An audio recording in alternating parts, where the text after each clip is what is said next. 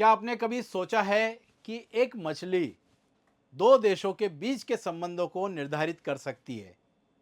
जी हाँ, हम बात कर रहे हैं हिल्सा मछली की, जिसने भारत और बांग्लादेश के संबंधों में महत्वपूर्ण भूमिका निभाई है, जिसे हम जानते हैं हिल्सा डिप्लोमेसी के नाम से। अभी हाल ही में हिल्सा डिप्लोमेसी काफ़ी चर्चा में बनी हुई है। इसके पहले हमने एक ओरंगुटान डिप्लोमेसी को डिस्कस किया था।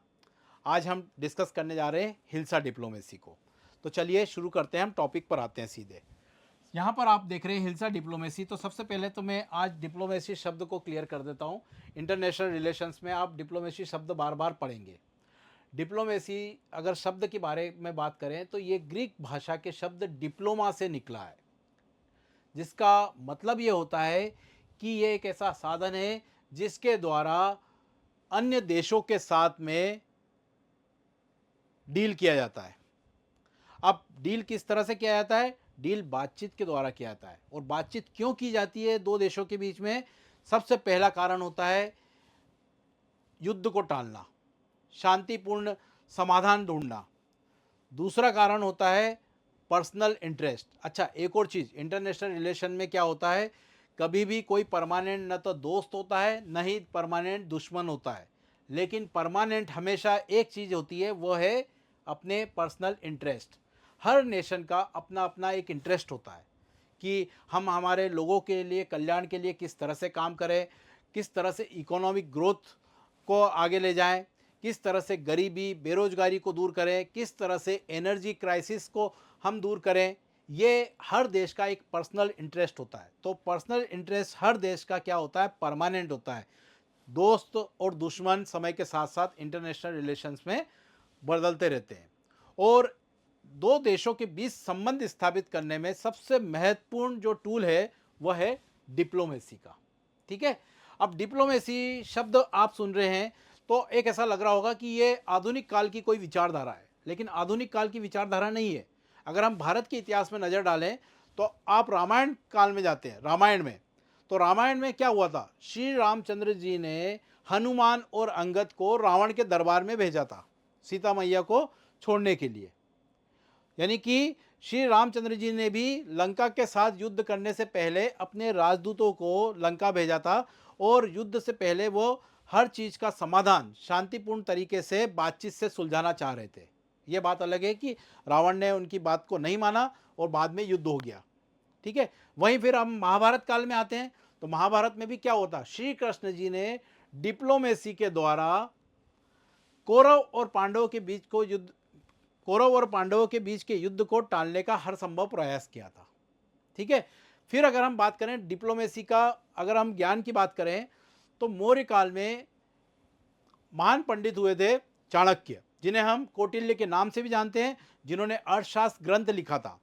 और अर्थशास्त्र ग्रंथ का एक बहुत बड़ा पार्ट एक राज्य का अन्य राज्यों के साथ संबंध कैसे होना चाहिए, विदेशी संबंध को रेगुलेट करने वाले कौन कौन से तत्व होते हैं, उनके बारे में उस अर्थशास्त्र ग्रंथ में चर्चा की गई है। ठीक है। तो इस तरह से हमने ये तो अनुमान लगा लिया है कि डिप्लोमेसी शब्द आज का नहीं है, बल्कि ये टूल इंटरनेशनल रिलेशन में प्राचीन काल से चला आ रहा है। ठीक है। अच्छा, डिप्लोमेसी दो देशों के बीच में भी हो सकती है, बायलैटरल भी हो सकती है, मल्टीलेटरल भी हो सकती है। बायलैटरल में अगर जैसे आज हम टॉपिक जो डिस्कस करने वाले हैं वो हिल्सा डिप्लोमेसी का, वो भारत और बांग्लादेश के संबंधों को डिस्कस करेंगे। ठीक है। ये बायलैटरल डिप्लोमेसी है। फिर अगर हम बात करें मल्टीलेटरल डिप्लोमेसी तो ब्रिक्स हो गया, एससीओ हो गया, संघाई कोऑपरेशन ऑर्गेनाइजेशन हो गया। इसमें जो नए नए मेंबर जुड़ रहे हैं, क्यों जुड़ रहे हैं, तो ये एक मल्टीलेटरल डिप्लोमेसी हो गई। ठीक है। आसियान के साथ में भारत के संबंध, ये एक तरह से मल्टीलेटरल डिप्लोमेसी हो गई। ठीक है। तो डिप्लोमेसी अलग अलग तरीके से परफॉर्म की जाती है। क्लियर? अब सबसे पहले हम टॉपिक हिल्सा डिप्लोमेसी को समझने से पहले मैं आपको डिप्लोमेसी के बेसिक चीज़ें बता देता हूँ, ताकि आपके हर चीज़ से रिलेटेड कंसेप्ट आपके क्लियर हो जाए। ठीक है। तो चलिए सबसे पहले हम डिप्लोमेसी समझते हैं। तो डिप्लोमेसी का अगर हम बात करें तो इसका अर्थ होता है, डिप्लोमेसी का मतलब होता है कि देशों के बीच शांतिपूर्ण और प्रभावी तरीके से बातचीत और संबंधों को बनाए रखना। मैंने बता ही दिया था कि डिप्लोमेसी अगर किसी देश के साथ में रखी जाती है ना, उसके साथ डिप्लोमेटिक संबंध बनाए जाते हैं, तो उसका मेन मकसद ही होता है कि युद्ध को किसी भी परिस्थिति में टाला जा सके। युद्ध अंतिम हथियार होना चाहिए, पहले बातचीत से सारी चीज़ें सॉल्व हो जाए, ठीक है। तो इसका मेन मकसद होता है देशों के बीच शांतिपूर्ण और प्रभावी तरीके से बातचीत और संबंधों को बनाए रखना, ठीक है। इसके अलग अलग रूप होते हैं डिप्लोमेसी के। पॉलिटिकल डिप्लोमेसी होती है, इकोनॉमिक डिप्लोमेसी होती है और कल्चरल डिप्लोमेसी होती है। आजकल आप देखते होंगे मेनली जो एक्टिव होती है वो होती है कल्चरल डिप्लोमेसी, ठीक है। अच्छा, एक और चीज़ होती है कि कल्चरल डिप्लोमेसी के तहत आप देखते हैं कि हमारी बॉलीवुड की मूवी अलग अलग देशों में यानी अलग अलग भाषाओं में रिलीज़ हो रही है, उनकी विदेशों की फिल्में हमारे देश में आके रिलीज़ हो रही है, हमारे यहाँ के म्यूजिशियन दूसरे देशों में जा रहे हैं, दूसरे देशों के म्यूजिशियन हमारे यहाँ आ रहे हैं। अच्छा, एक चीज़ यहाँ पे मैं बता देता हूँ, ये तो अब कल्चरल डिप्लोमेसी का एक टाइप है, लेकिन क्या होता है कि इनमें से कोई भी एक डिप्लोमेसी जब परफॉर्म होती है तो उसके साथ में पैरेलल दूसरे इंटरेस्ट भी जुड़ते जाते हैं, ठीक है। क्योंकि देखो कल्चरल डिप्लोमेसी जैसे कि एक देश की मूवी दूसरे देश में लगी, तो दूसरे देश जहाँ पर वो मूवी लगी है तो वो उस देश के बारे में परिचित होते हैं, उनके साथ एक तरह का एक सांस्कृतिक रिश्ता बनता है और वो रिश्ता फिर इकोनॉमिक और पॉलिटिकल अलग अलग सेगमेंट में भी नज़र आने लग जाता है, ठीक है। तो ये डिप्लोमेसी के अलग अलग टाइप होते हैं। आज जो हम टॉपिक डिस्कस करने वाले हैं वो हिल्सा डिप्लोमेसी, वो टाइप है किसका, फूड डिप्लोमेसी का। इसको हम आगे डिस्कस करेंगे, पहले हम डिप्लोमेसी के बेसिक चीज़ों को समझते हैं। अब डिप्लोमेसी के कुछ टाइप्स होते हैं, है ना, जिसमें क्या होता है, जैसे कल्चरल डिप्लोमेसी है तो उसी में एक और टाइप आता है एनिमल डिप्लोमेसी, जो कि आजकल काफ़ी चर्चा में बनी हुई।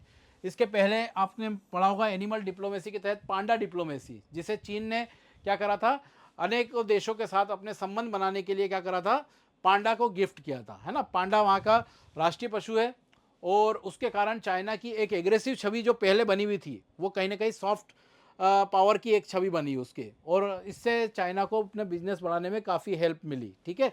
तो पांडा डिप्लोमेसी, फिर हम इसके बारे में वीडियो बनाया था, हमने अभी लास्ट लेक्चर लिया था मैंने, उसमें औरंगुटान डिप्लोमेसी की बात करी थी, जिसे मलेशिया ने ऑपरेट किया था, किससे प्रेरित हो गए, पांडा डिप्लोमेसी के तहत, जिसमें औरंगुटान गिफ्ट करने की बात की गई थी, लेकिन बाद में मलेशिया ने इस पर कॉन्ट्रोवर्सी बढ़ी तो इसने यू टर्न ले लिया था, ठीक है। तो यहाँ पर आपको जानना है कि animal diplomacy, hilsa diplomacy food diplomacy है, हालांकि उसमें भी फिश इन्वॉल्व है, ठीक है।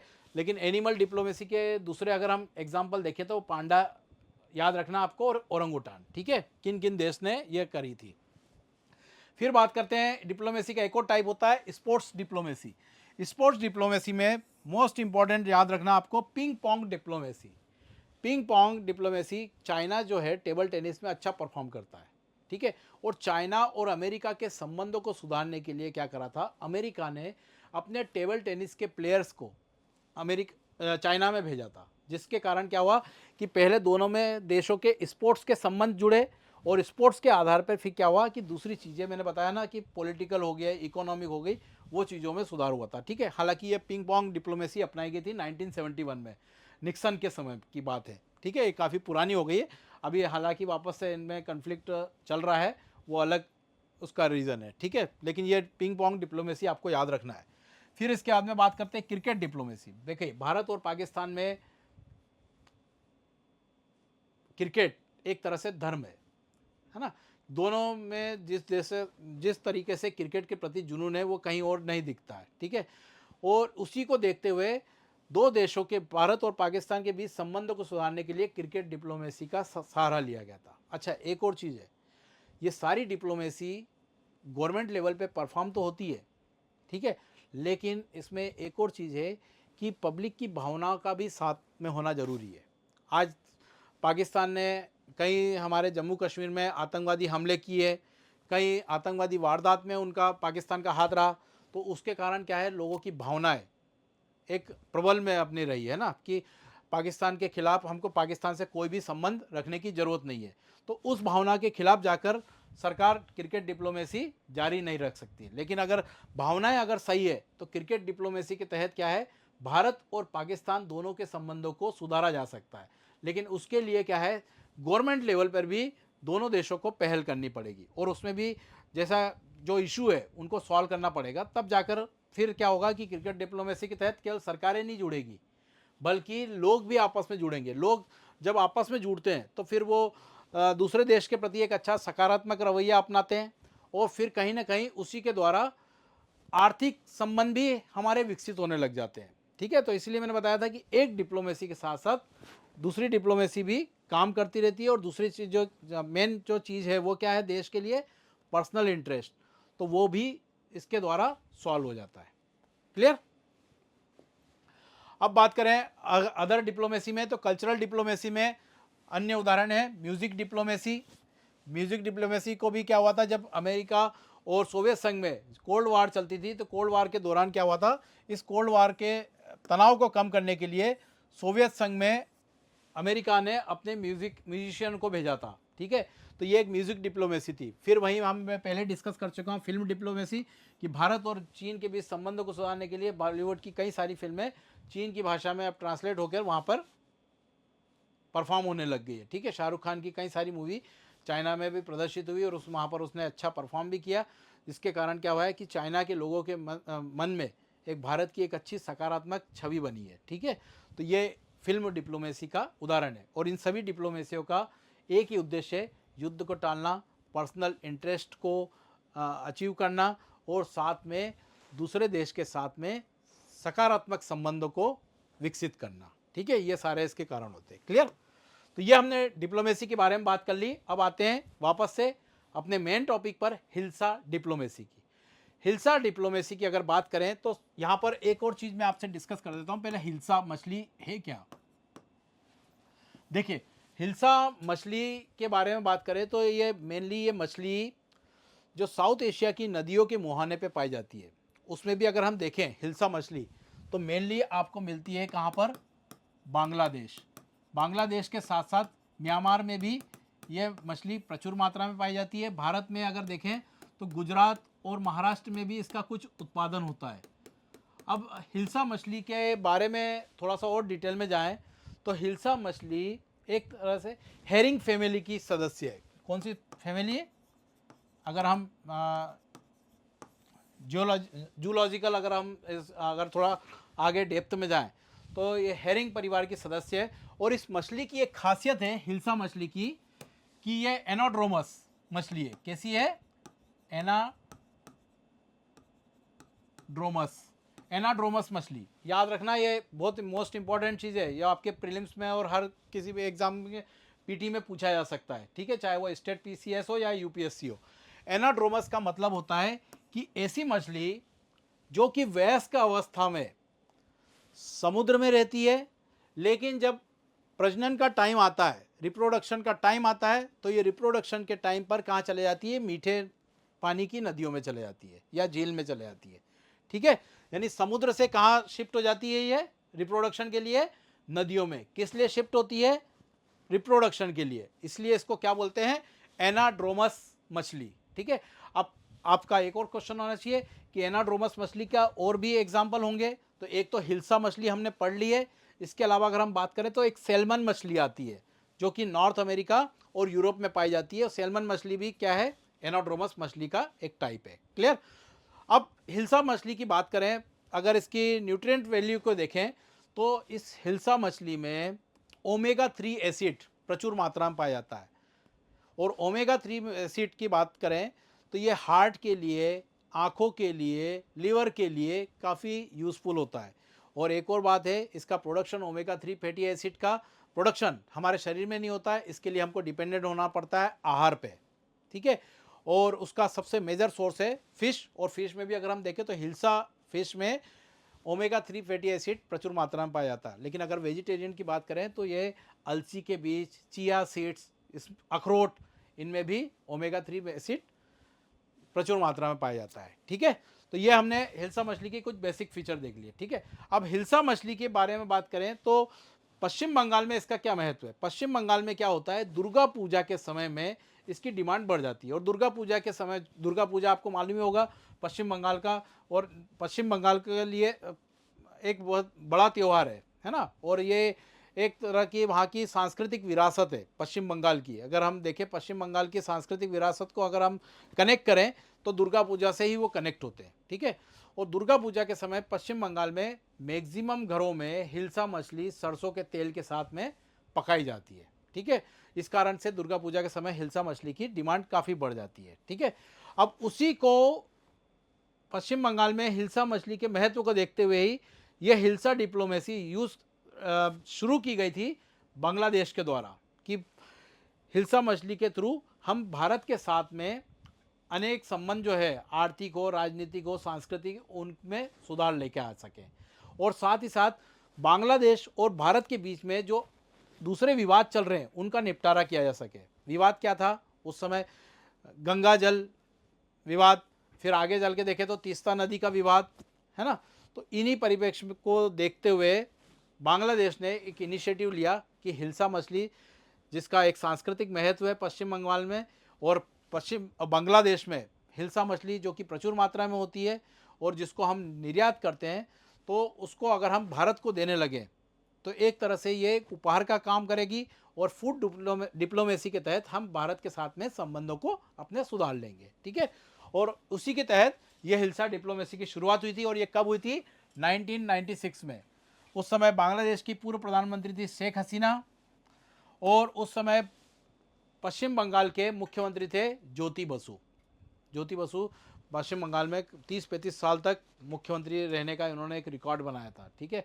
कम्युनिस्ट शासन चलाया था। फिर उसके बाद बुद्धदेव भट्टाचार्य बने थे पश्चिम बंगाल के मुख्यमंत्री, और फिर बुद्धदेव भट्टाचार्य के बाद में फिर ममता बनर्जी की सरकार वहाँ पे कंटिन्यू कर रही है, ठीक है। तो ज्योति बसु और को शेख हसीना जी ने क्या करा था? हिल्सा मछली को गिफ्ट दिया था, और इसके तहत फिर वहाँ पर एक परंपरा चालू हुई कि हर साल दुर्गा पूजा के उपलक्ष्य में बड़ी मात्रा में हिल्सा मछली बांग्लादेश से निर्यात की जाती थी भारत को। क्लियर? और इस हिल्सा डिप्लोमेसी के तहत ही बांग्लादेश ने गंगा जल बंटवारा संधि पर साइन करवा लिए थे, ठीक है। ये गंगा जल समझौता 1996 में हुआ था, और 1996 में उस समय प्राइम मिनिस्टर थे हमारे यहाँ एच डी देवगौड़ा साहब, और एच डी देवगौड़ा और शेख हसीना के बीच में ये गंगा जल समझौता हुआ था। इस गंगा जल समझौते के तहत गंगा नदी का पानी पद्मा नदी को देने पर एग्रीमेंट हुआ था, ठीक है। और ये संधि की अगर बात करें तो ये विवाद उठा क्यों था? तो उठा इसलिए था कि 1975 में पश्चिम बंगाल के मुर्शिदाबाद जिले में फरक्का बैराज का निर्माण किया था भारत ने गंगा नदी पर, ठीक है। और फरक्का बैराज के द्वारा क्या है कि गंगा नदी के पानी को के यूज से संबंधित था ये फरक्का बैराज, जिस पर बांग्लादेश ने आपत्ति लगाई थी, और ये विवाद कई सालों से चल रहा था, और उसको हिल्सा डिप्लोमेसी के तहत ही सॉल्व किया गया था, ठीक है। हाँ, एक और चीज़ करंट के हिसाब से मैं आपको बता देता हूँ कि गंगा जल समझौता जो हुआ था 1996 में देवगौड़ा साहब और शेख हसीना के बीच में, इसकी मियाद थी 30 ईयर, और 30 ईयर इसके अभी पूरे होने वाले हैं। 2026 में ये समझौता ख़त्म हो जाएगा, फिर इसको रिन्यूअल कराना पड़ेगा, है ना। और रिन्यूअल कराने पे ही अभी ममता बनर्जी और मोदी सरकार में तनाव चल रहा है, ठीक है। ममता बनर्जी का आरोप है कि सरकार ने गंगा जल समझौते को वापस से रिन्यूअल कराने के लिए अपने तरीके से आगे बढ़ गई है, और वेस्ट बंगाल सरकार को उन्होंने इसमें शामिल नहीं किया है। ये विवाद के कुछ बिंदु उठाएं जिस पर अभी बातें चल रही है, लेकिन ये इस पर भी आपको नज़र बना के रखना है। क्लियर? क्लियर? अब यहाँ पर हिल्सा डिप्लोमेसी उसके 1996 से ये लगातार हर साल चल रही थी। इसका मेन उद्देश्य क्या था कि हिल्सा डिप्लोमेसी के तहत जो तनावपूर्ण विषय हैं उनको शांतिपूर्ण ढंग से सुलझा लिया जाए, जिसके तहत आपको मालूम ही है गंगा जल समझौता हुआ, बाद में तीस्ता नदी का भी समझौता हुआ, तीस्ता नदी का भी विवाद का निपटारा हुआ ममता बनर्जी और शेख हसीना के बीच में, ठीक है।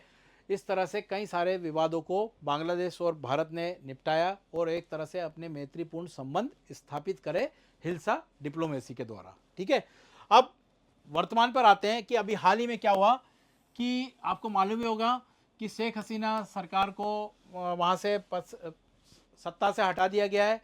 स्टूडेंट यूनियन ने एक बहुत बड़ा आंदोलन करा था वहाँ पर, वहाँ से शेख हसीना हमारे यहाँ देश में भाग के आ गई। फिर बाद में मोहम्मद यूनिस को वहाँ पर टेम्परेरी सरकार का एक अध्यक्ष बनाया गया है, और अभी वहाँ पर एक तरह से देखा जाए तो राजनीतिक अराजकता का माहौल है बांग्लादेश का। और उसी राजनीतिक अराजकता के समय में बांग्लादेश ने इस बार निर्णय लिया है कि इस बार वो क्या करेंगे, भारत को हिल्सा को निर्यात नहीं करेंगे, और इस तरह से क्या कर रहे हैं, वो एक तरह से हिल्सा डिप्लोमेसी को रोक लगा रहे हैं।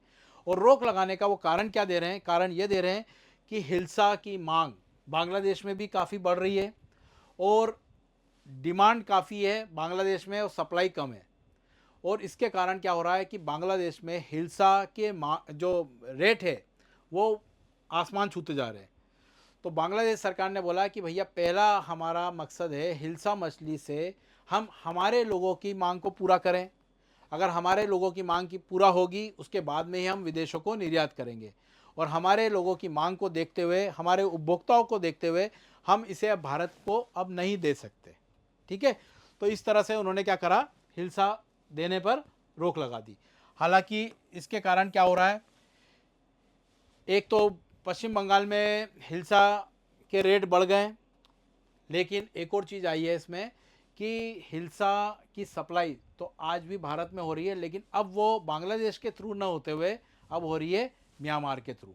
ठीक है, तो देखा जाए तो इस डिप्लोमेसी में जो अभी नया चेंजेस आया है, आप खुद ही समझ सकते हैं कि एक केवल उन्होंने हिल्सा देने पर रोक लगाई, हालांकि वो हिल्सा म्यांमार के रास्ते आ रही है, लेकिन फिर भी क्या है कि लोगों की भावनाएं कहीं ना कहीं क्या हो रही है, बांग्लादेश के खिलाफ हो रही है। और मैंने आपको पहले ही बताया कि डिप्लोमेसी के साथ लोगों की भावनाएं भी जुड़ी होती है, और लोगों की भावनाएं जब विपरीत होने लगती है किसी देश के प्रति, तो फिर क्या होता है कि उस डिप्लोमेसी के साथ साथ जो दूसरे हमारे रिलेशंस चल रहे थे, इकोनॉमिक है, पॉलिटिकल है, वो भी क्या है, सफ़र करने लगते हैं। ठीक वैसे ही जैसे भारत पाकिस्तान का हुआ था कि क्रिकेट डिप्लोमेसी में सब बढ़िया चल रहा था, लेकिन जहाँ आतंकवादी हमले हुए तो उसके बाद में लोगों की भावनाएं विपरीत हो गई कि भैया अब हमको न क्रिकेट में संबंध चाहिए, न कल्चरल में चाहिए, किसी भी चीज़ में पाकिस्तान से संबंध नहीं चाहिए। तो इसका नुकसान पाकिस्तान को ही उठाना पड़ा। तो बांग्लादेश को भी फ्यूचर अगर हम बात करें तो इस हिल्सा डिप्लोमेसी के कारण एक बड़े पैमाने पर उनको भी इस चीज़ों का नुकसान समझ में आएगा। ठीक है, तो ये हमारा टॉपिक था आज का पूरा हिल्सा डिप्लोमेसी को लेकर, जिसमें हमने डिप्लोमेसी क्या होती है, डिप्लोमेसी के कौन कौन से टाइप्स होते हैं उसके बारे में डिस्कशन किया। साथ ही साथ हमने हिल्सा डिप्लोमेसी की हिस्ट्री देखी, हिल्सा मछली के बारे में हमने जाना, हिल्सा मछली में क्या क्या न्यूट्रिएंट वैल्यू होती है, हिल्सा मछली किस तरह का बिहेव करती है, एनाड्रोमस बिहेव करती है, ये हमने देखा। तो इस तरह से हमने इस लेक्चर में हर चीज़ों को कवर किया है। आशा करता हूँ आपको ये लेक्चर अच्छा लगा होगा। Thank you very much. For more details and knowledge, contact us and download our app from Play Store. Thank you.